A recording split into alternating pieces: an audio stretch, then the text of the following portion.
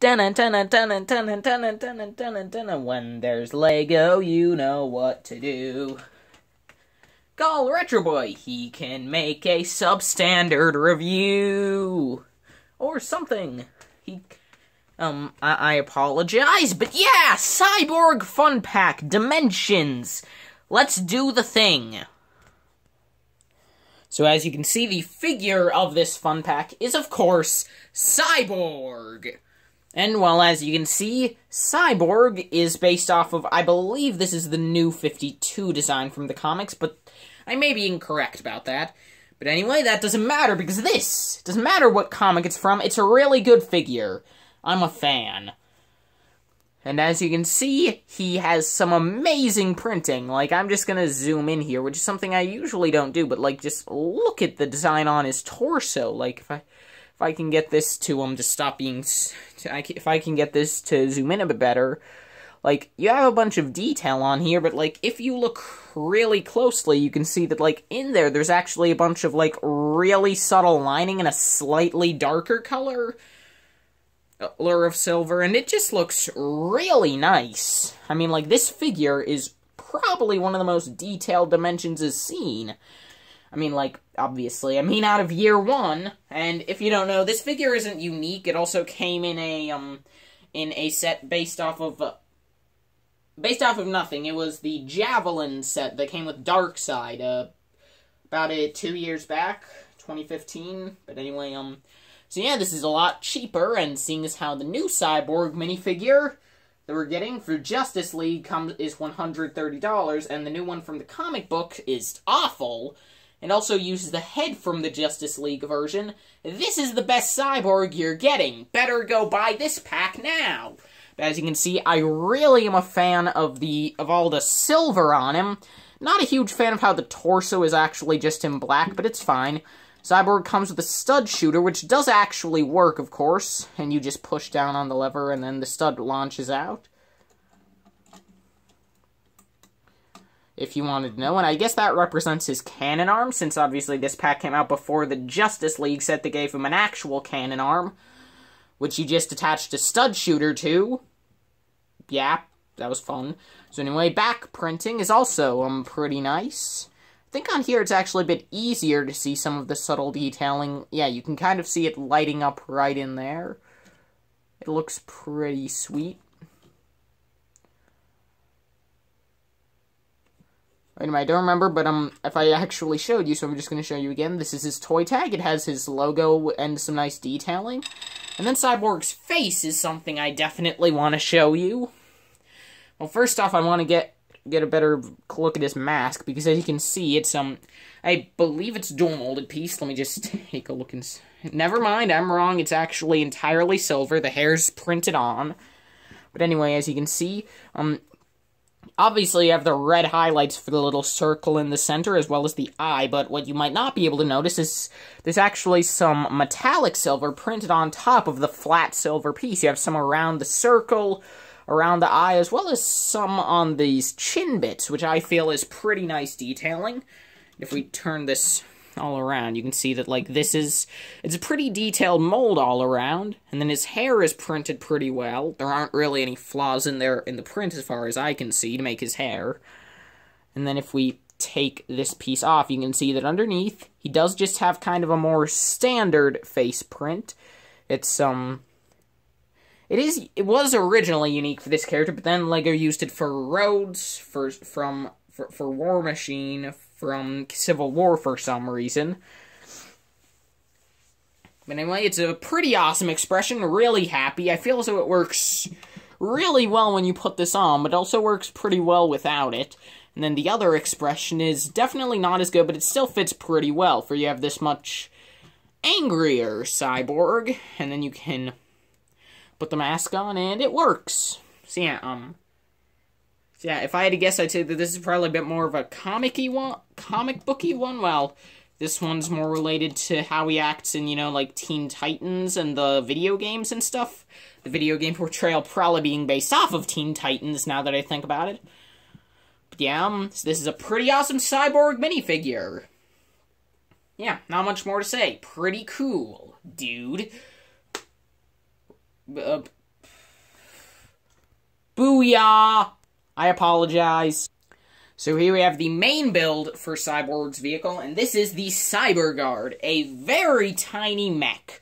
And when I say very tiny, I mean very tiny. Like, if I were to take it off its stand, which I'm actually gonna do, since it'll be a bit easier to show you how it can pose, because it does actually have some movement to it.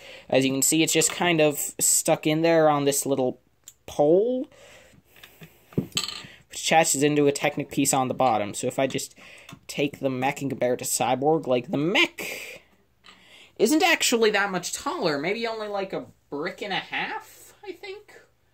Feels though that's about what it is. I'll just...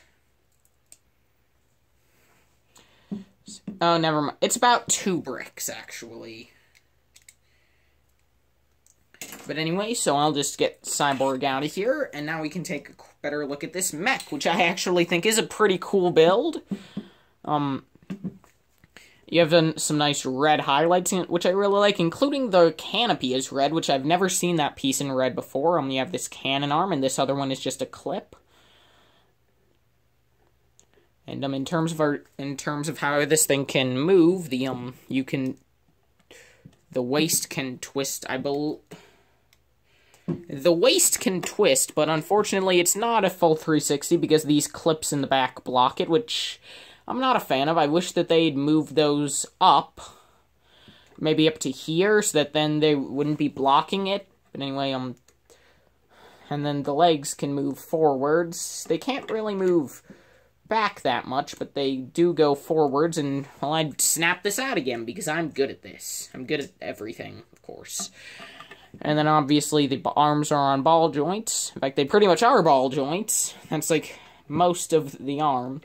So they can move around, or they can just twist if you want. They can just twist as such, without you actually having to maneuver the pose. And on this one, you can also just, like, twist the clip that makes up the hand. So yeah, that's the Cyberguard. Now let's go on to the next build, which I believe is called the Cyberwrecker, but I might be wrong. So here we are with the next build, and I deserve a cookie, because I'm right, it is called the Cyberwrecker.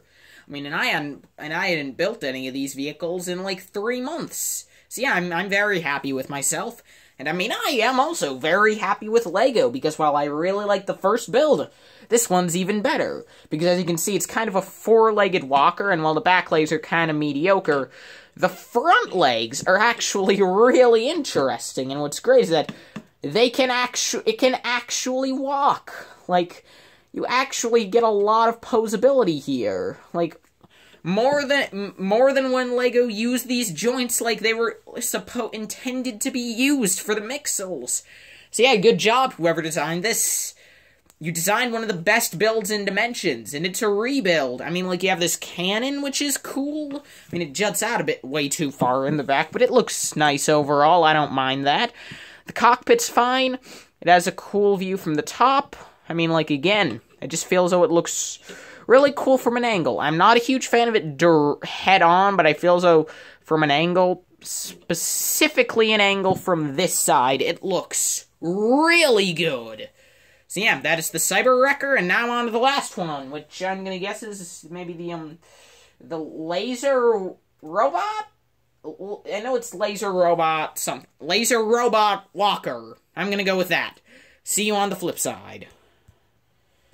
So we have the last build, and again, I deserve a fabulous prize, because I was right, it's the Laser Robot Walker. And unfortunately, it's the worst of the 3 builds, but that's not saying much. Since these 3 builds are so fantastic that the worst of them is only a bit lower, it's only a bit above mediocre, instead of being great. But anyway, it still looks fine. Like, I kind of like the crossbow design at the front. It's just these legs that I feel are a bit annoying. I mean, like, plus, I mean, like, I don't know how you would pose this. Like, it just kind of falls over. Maybe if I posed the legs more to the front, but then the feet to the back. But the problem that arises there is that then the cannon starts leaning up more. There we go. I kind of got it there for a second. There we go. There, I got it, guys. But yeah, so not a huge fan of this one, but it looks fine. And I mean, like, it's the 3rd build, so obviously they're gonna be strapped for ideas, and it still is a pretty good idea. I'm just not a huge fan of it. I don't know, maybe it'll look better if I posed in, like, a running animation. Yeah, sure, why not? Okay, so yeah, that's the final build. Final verdict, everyone, it's time. So, would I recommend this fun pack? Yes! Well, I mean, like, the DC world is unlocked as soon as you get the game with the starter pack. This is probably the best pack from the DC license. I mean, like, it's just very good. Cyborg is an amazing minifigure, and he has a ton of abilities in-game.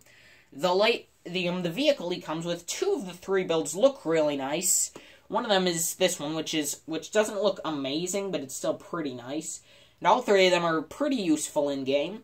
Plus now, when Wave 9 comes out, you'll be able to put Cyborg in the Teen Titans Adventure world and access his Teen Titans Go design, which looks absolutely awful as a minifigure, and whoever designed whoever designed Cyborg's TTG format deserves to be lit on fire, but I mean, it's a thing you can do, and he might have new abilities like Batman from the Batman movie. So yeah, so this is a pretty nice pack. I would recommend it. Go buy it. I guess like a 9 out of 10, 8.5 out of 10 is what I give this. Bye.